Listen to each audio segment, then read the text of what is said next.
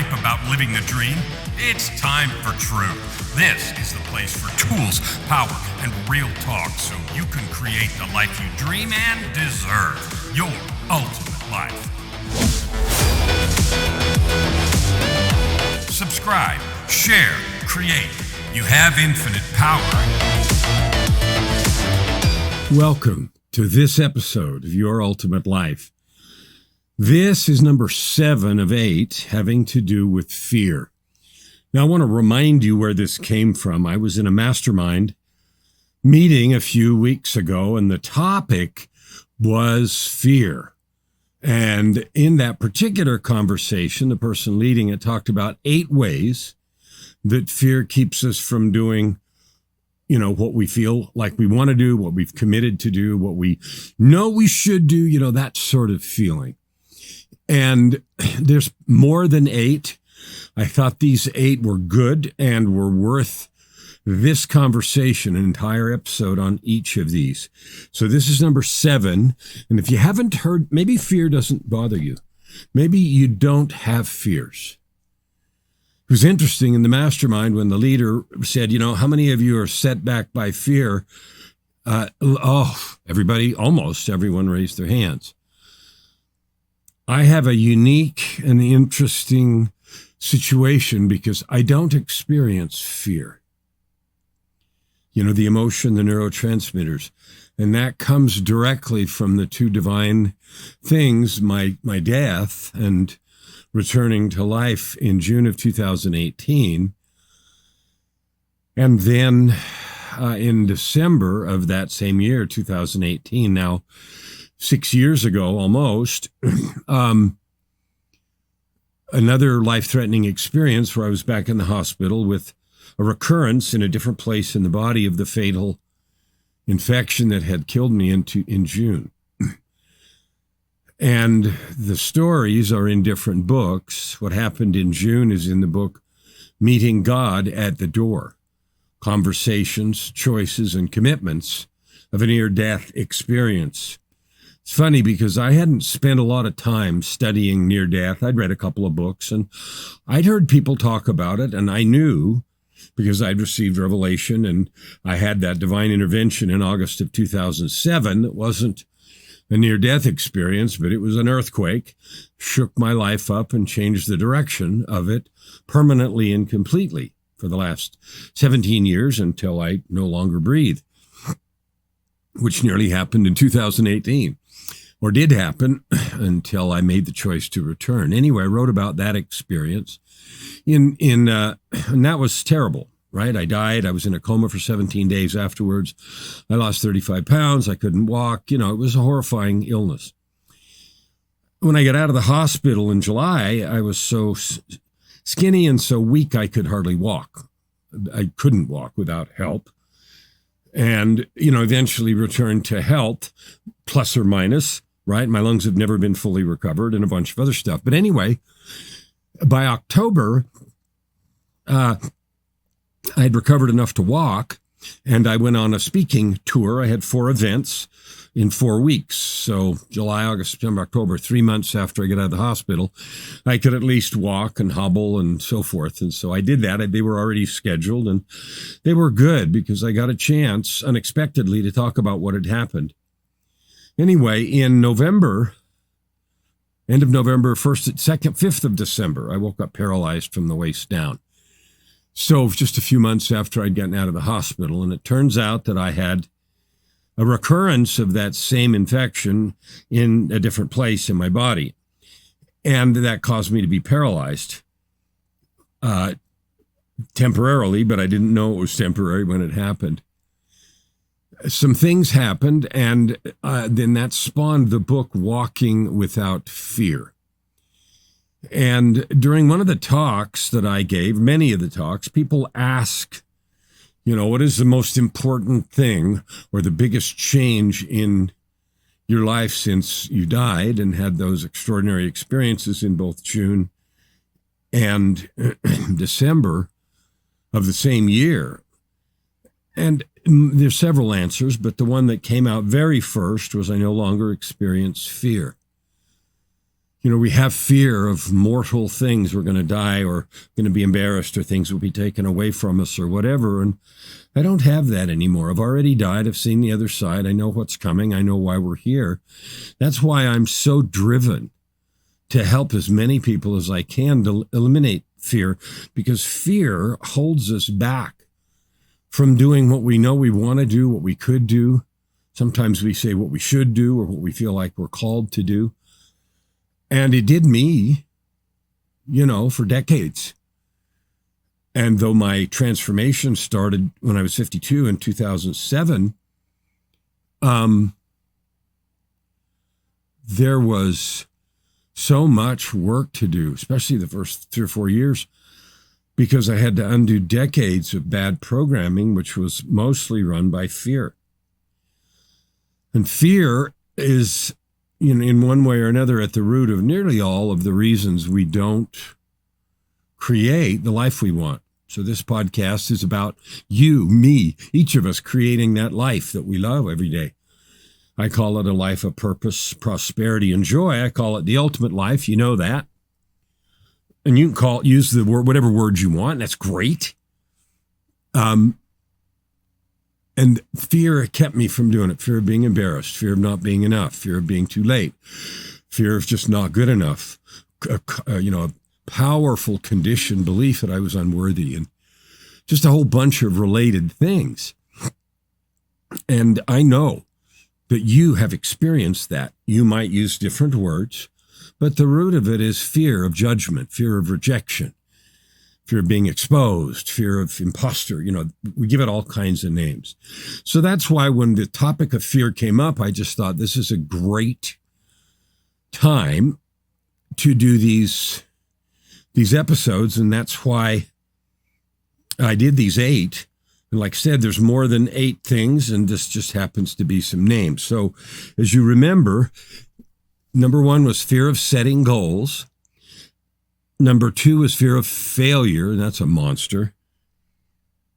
Another one is fear of appearing like a know-it-all or appearing arrogant. Gay Hendricks in The Big Leap, describes that a little differently. We get away from our roots, and people that know and love us, they don't recognize us anymore. That sort of thing. But it's fear of appearing arrogant is the way that was described. Fear of asking for help. That was a monster for me. It was one of the reasons I stayed stuck and in untreated depression, mental illness, because I believed it was my responsibility, and I just had to suck it up. And I didn't realize I needed to get help. It's funny. I think I mentioned this an episode or 2 ago. Right this minute on my left knee, I have the bursa, or whatever that is really swollen underneath my left knee. And I didn't do anything about it for a few days. And finally, Joy, my angel, saw it, and she said, that's infected. So we went to the doctor, and now for 2 or 3 days, I've been on some pretty heavy-duty antibiotics, and it's now just starting to get smaller. And, with me, with the kind of terrifying infections I've had a couple of times, she's really sensitive to that. But if I hadn't gone to get help, I wouldn't have the antibiotics, and it wouldn't be getting better, or at least not as quickly. And of course, where she looked it up, there's a risk of losing your leg and a bunch of other things. And I don't know if that's a remote risk or big, but, after what she has been through as the caregiver and the person on the other side while I died, and then while I nearly died the second time, she's really sensitive to that. Anyway, getting help was critical, and we understand that. When it is my roof leaks, so I need a contractor, my knee is swollen, or my bone is broken, or whatever, so I need a doctor. But we don't put the same level of importance on it when it's our head, our heart, our doubts, our fears. We just kind of think that they're woven into our DNA and they're going to stay. And they are woven into our DNA because we're taught, it's beat into us practically from the minute we're born, that we're not really good enough. Grades and all the things that beat on us. We're not sports and ranking and picking on teams and promotions and awards that you do or don't get, or recognition, or people dissing you. All the way, maybe your upbringing, I had a lot of that in my upbringing. Not good enough, not good enough, not good enough, better, better, better. And it's a disease.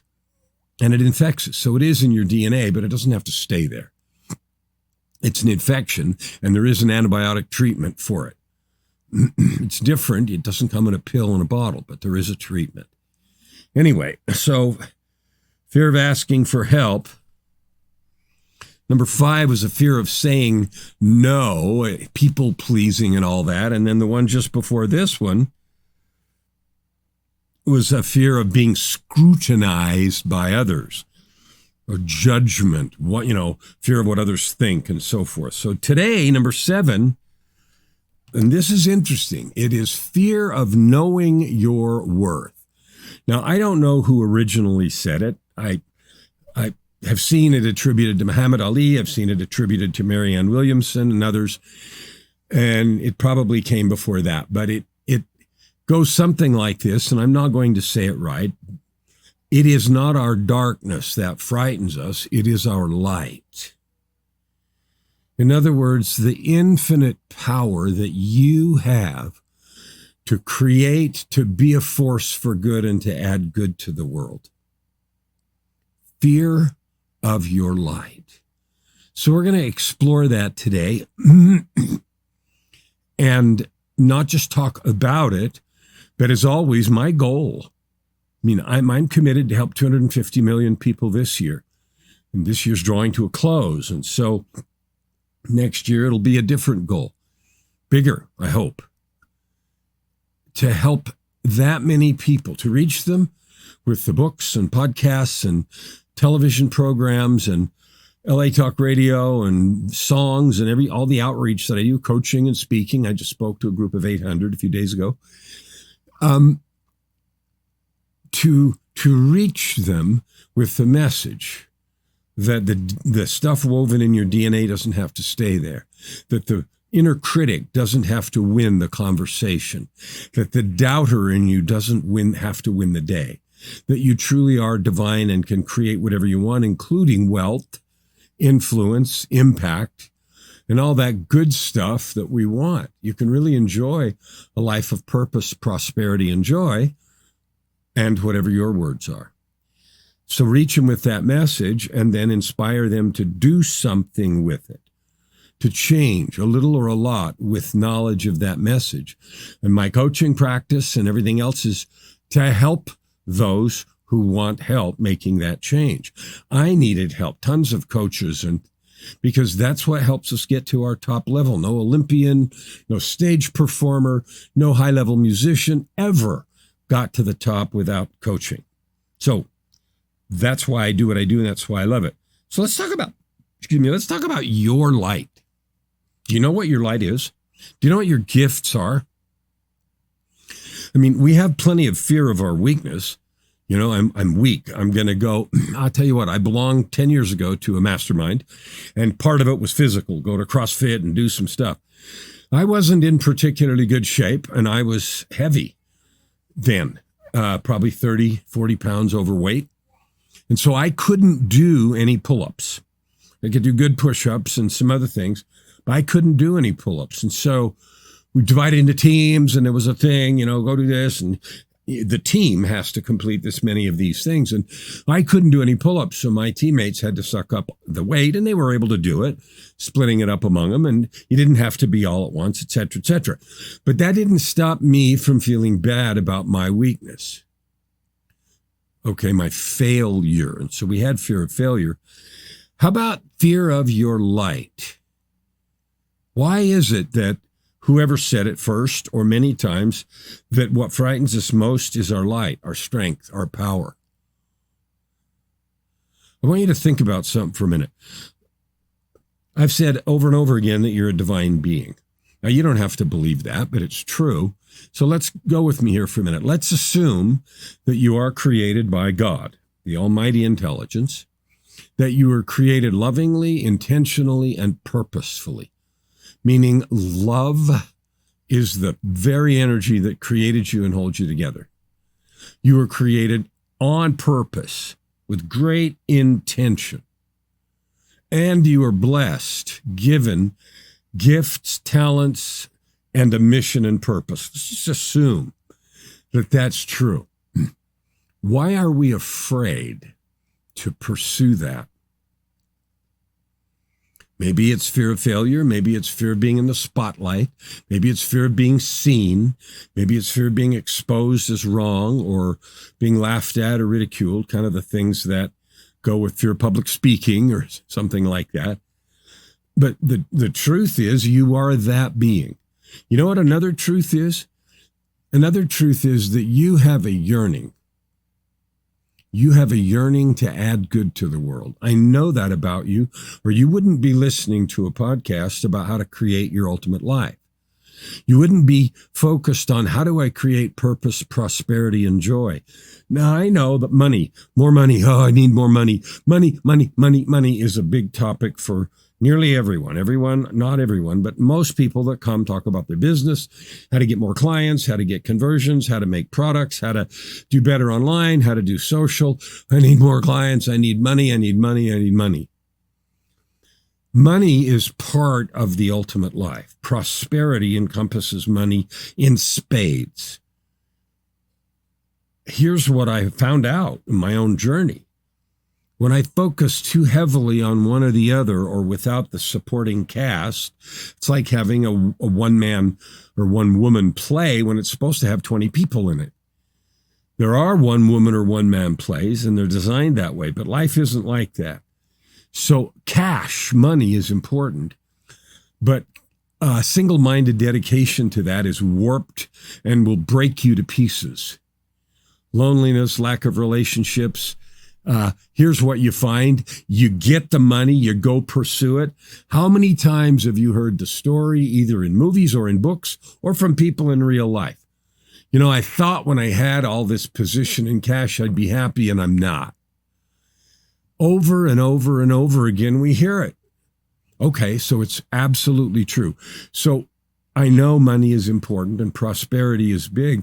And you know what? Your light, your gifts and talents are the fastest and best way to get there. What people gravitate to is download and double click. Oh, if I just invest in crypto, if I just make this investment, if I do this, then I'll be rich. Oh, then it'll be taken care of. Then I'll have the cash. And we keep looking for the easy way. Well, there are easier and harder ways to make money, and some investments are good and some are not. But that greed or need to do it is what has led to all the Ponzi schemes that have ever been. The idea that there's some quick fix, quick hit to get it all done without a lot of effort. There isn't. And there certainly isn't if you're trying to build a balanced life that's sustainable, that you actually love all the time, every day when you get up. So we've talked about the triple helix before. A combination of the skills you have, whatever they are. Maybe you're a lawyer, maybe you're a florist, maybe you're a designer, maybe you're an artist. You have a set of skills that you've developed that you have been selling in the marketplace for a job or as a business for many years. You also have a set of gifts. Sometimes your gifts have turned into your work. Mostly, people just develop a skill and sell it. And then they're not happy because they're unfulfilled. Well, of course, the natural gifts you were given to create your life purpose aren't being used. Your life experience is designed to be hard, challenging, and smash us all on the face from time to time. Okay, we can learn from that. So when we combine our skills, gifts, and the learnings from our life experience, you become unstoppable. Most people won't do that work. Sometimes, like when I talk to people, they catch a vision of what they could do, the light that they have, combination of skills, gifts, life experience. They catch a vision of that capability. And sometimes they go, I got to do that and lean in, but often it's scary and it feels breathtaking. And, oh no, what if I can't? What if, whatever, all that kind of stuff. So I'm going to give you some hardcore truth. You can do with it whatever you want. You deserve to have a life of purpose, prosperity, and joy. There's nothing that can stop you from creating life purpose, prosperity, including, cash, and absolute joy. Nothing can stop you from that. unless you don't pursue it. Like there's a path in front of you with an arrow that says purpose, prosperity, and joy. Your ultimate light. There's life. There's the summit. 27 miles. Different, you know how they have ratings on those paths?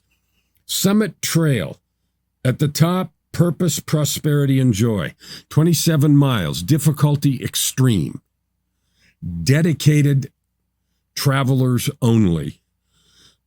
I don't know anybody that's had an easy time getting to that ultimate place.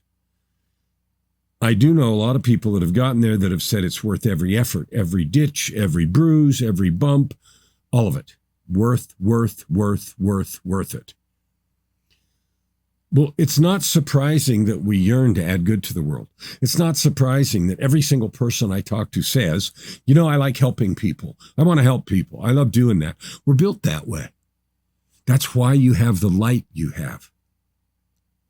Now, this fear of your light, fear of your power, fear of your ability, it comes from being beat down and laughed at and blocked and, judged and all the stuff, abused and hurt and damaged. However many times in your life that's happened, that's where that fear comes from. Maybe sometime you have had that success and you've been held up as an example, and then something happened. People laughed at you, or they turned away, or you lost some friends or whatever. I don't care. You're designed to be great. You don't have to go there. You're designed to be great. You were given the gifts and talents to be great, to make a big impact. Now, I've described to you my goal. This year, 250 million people, to help them understand these truths that we're talking about. Understand how fear of your light, in this episode, gets in the way of your growth and creating your ultimate life. And then, not only to know that, but then to take some action on it and to help those few who say, you know what, I'm in, I'm all in, I'm going no matter what, can you help me? And that's where clients come from. They come to me and say, I want that help. What do I need to do? Well, we need to dig in and figure out what your gifts, talents are, what you really want to do, what you have to offer the world, and then how to do that so you can create impact and income. I love doing it. It's the most fun I've ever had. And I've had all kinds of executive positions in multiple countries, right? And none of that was anywhere near as much fun as that I'm having now. So as you think about this, I want you to understand you're a divine being. You have gifts and talents. You were created with love and intention. That means, with a divine origin, you have this capability. Now, just like a stalk of wheat has the capability to grow, produce seeds, fertilize more ground, grow, and eventually feed a whole field, feed a whole bunch of people.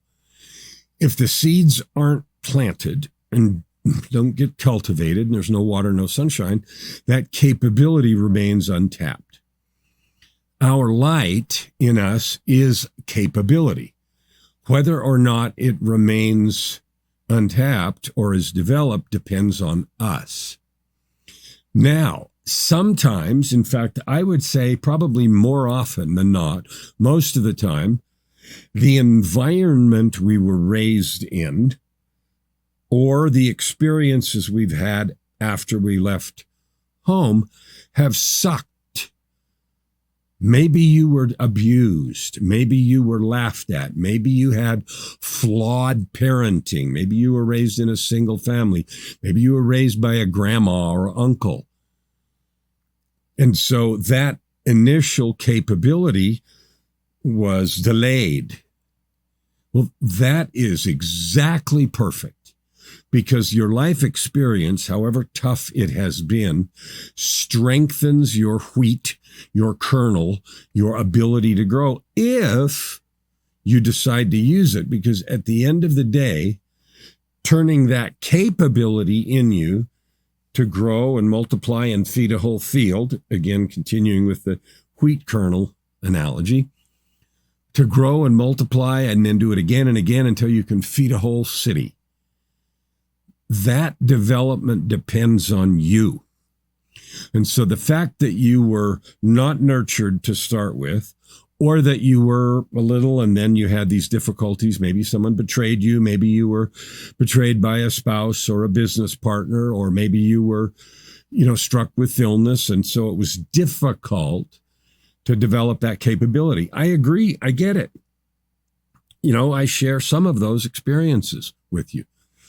But the development of your capabilities in your hands.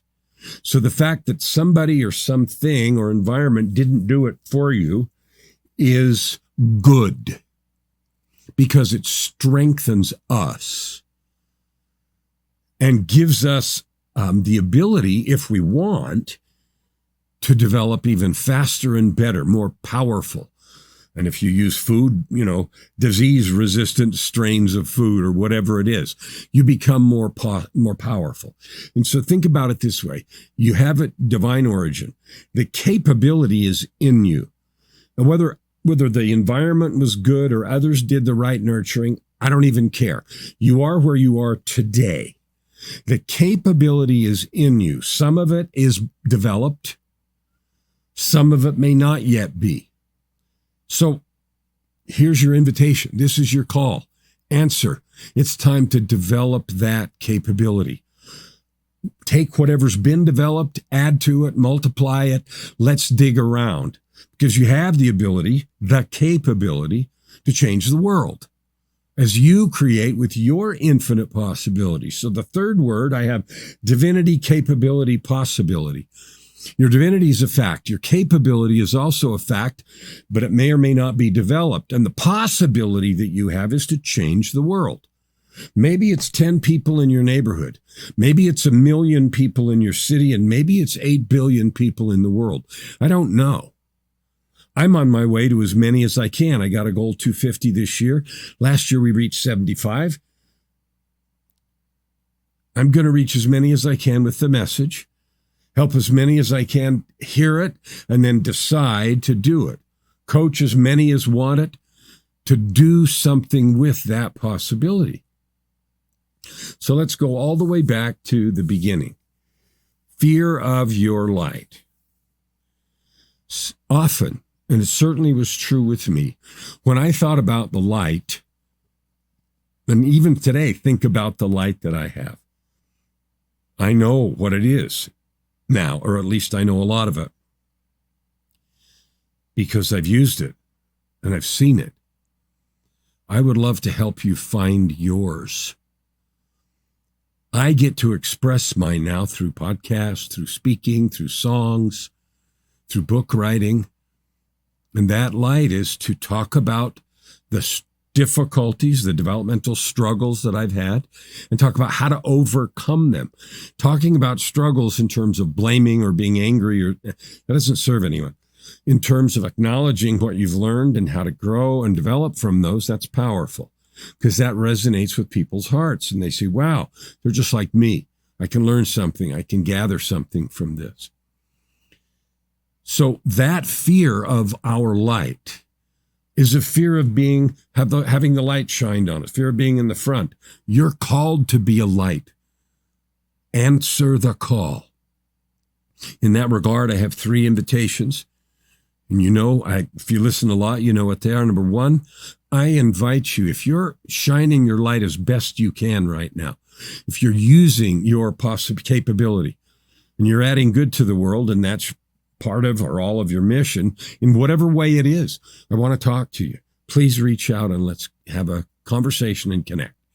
Why? I love knowing people that have made the choice to develop their capability and then create the possibility of their lives, to add good to the world, to create purpose, prosperity, and joy. I want to know you, because I love surrounding myself and knowing people that do that. And I know many, many, many. Met many authors and people that have programs and books, and they're not all coaches. Some of them are. Some of us feel when we develop these things called to help others, and some do it different ways. But I want to know you. So that's the first invitation. I want to know you. Second, if you would like to share your story, okay, if there's something you want to share about how you did it, what happened, how you've been resilient, overcome those things as an example or as an invitation to others, I want to have you as a guest. I want to have you on this show or LA Talk Radio or my television show. I want to have you so that you can magnify and amplify your message. The third thing is if you're looking for help, if you feel like you can't do this, we can't do it alone. So if you don't have the help you need, let's talk, because you need it. We all do. Not you, you're not singled out.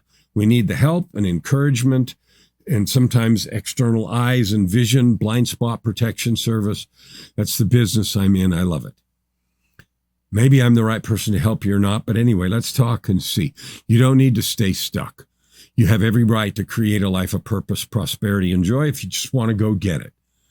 That's your call. So if you're living the ultimate life, I want to know you. If you want to be on a show to share your message or vision, I want to talk. If you need help, want help, I want to talk because I want to see if I can help you or point you in a direction to someone or something that I know can. The last thing I would invite you to do is please share this message. Help me reach my 250. Help me do that. You can add good to the world that way. If this message, invitation, and encouragement resonates with you, share it. Don't be afraid of your light. You're meant to shine. You are meant to be bright. You're meant to light the way. Don't hide it. Don't doubt it. Don't fear it. Use that light to bless others and create your ultimate life. Never hold back and you'll never ask why. Open your heart and this time around. Right here, right now. Your opportunity for massive growth is right in front of you. Every episode gives you practical tips and practices that will change everything. If you want to know more, go to KellanFluckigerMedia.com. If you want more free tools, go here, YourUltimateLife.ca. Subscribe, share,